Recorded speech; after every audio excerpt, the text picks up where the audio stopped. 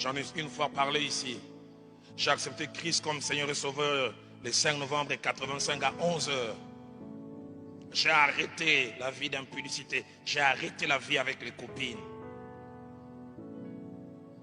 Mais quasiment une année, quelques mois après, je me suis réveillé un lundi. Mon cœur disait impudicité, impudicité. Des désirs que je n'avais presque plus connus, mais les désirs de l'impudicité avec I majuscule. C'était une période de blocus. J'étais resté seul avec mon jeune frère Christophe. Et je l'envoie chez un frère. Nous habitions dans zone, ils habitaient Pompage. Avant de l'envoyer, j'ai dit, va appeler telle fille. C'était l'une des dernières filles avec lesquelles je suis sorti, qui s'appelait Chouchou. J'entends Rowan dire, je pense que son papa c'est un ange. Avant que Dieu ne sauve ton papa, c'était un Kadian Pemba.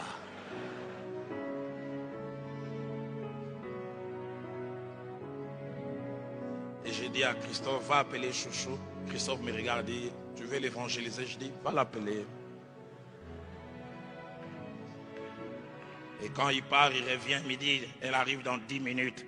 Je dis, il faut éloigner des témoins gênants. Parce que Christophe, je l'avais gagné au Seigneur.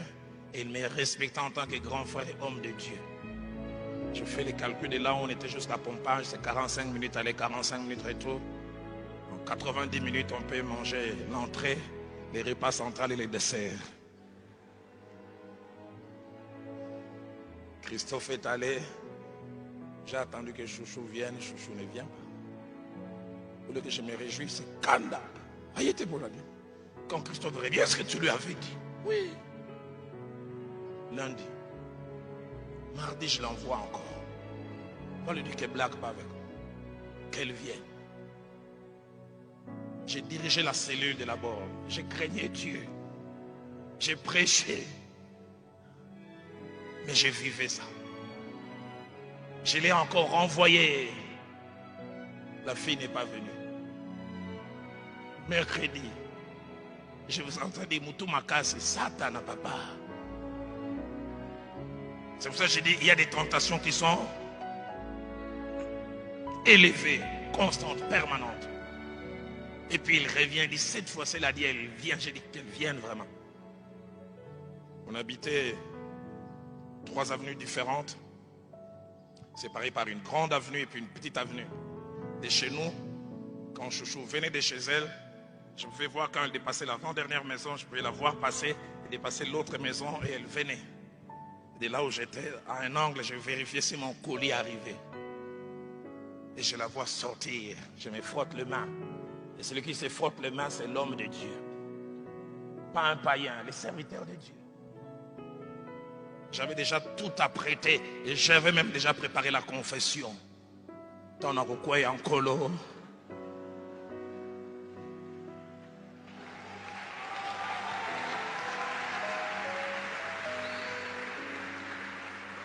J'avais même préparé les chants qui devaient accompagner ma confession. Namasumu nasala ki kolo limbi sanga e kolo limbi sakanga.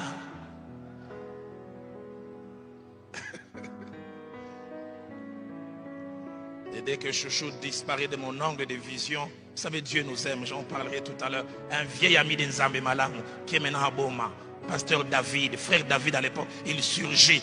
Il dit, mon tour dans Nzambe. Un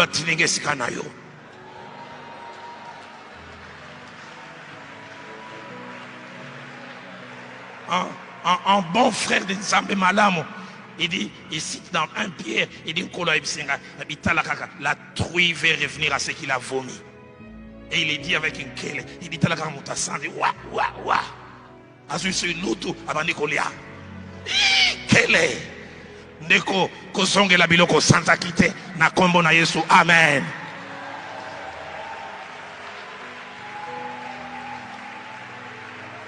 Et quand David s'éloigne, Chouchou arrive. Je la fais asseoir. Je dis, maman, bongola motema. Yamba Yesu. Et écoutez la réaction de Chouchou. Yango banda lundi na wanda olinga koyate. Dans mon cœur, j'ai dit Soroyaki lundi, Soroyaki mardi.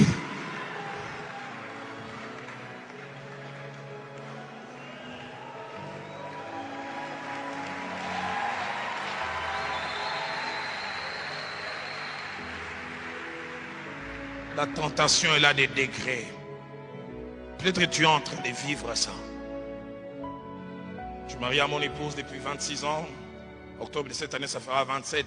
Je ne l'ai jamais trompée. Je prie que je ne la trompe jamais. Mais je peux vous assurer, il y a eu des moments où il y a un désir d'aller voir ailleurs. Non pas qu'on a un problème, non pas que... Mais il y a comme j'aime souvent dire, on dirait que les diables et ses acolytes sont venus faire un réveillon devant chez toi. Il y a des acteurs visibles, mais il y a aussi des acteurs invisibles. Le diable lui-même qui incite, qui amorce et qui pousse à faire. Dans Chronique 21, verset 1, les gens voient David agir mal. Mais c'est que les gens ne savent pas, la Bible dit, Satan voulait faire du mal à Israël et il excita David à faire le dénombrement. Il incita, dit une autre version. Il le poussa. On voit quelqu'un qui fait des choses, mais la force spirituelle qui pousse à faire, on ne voit pas.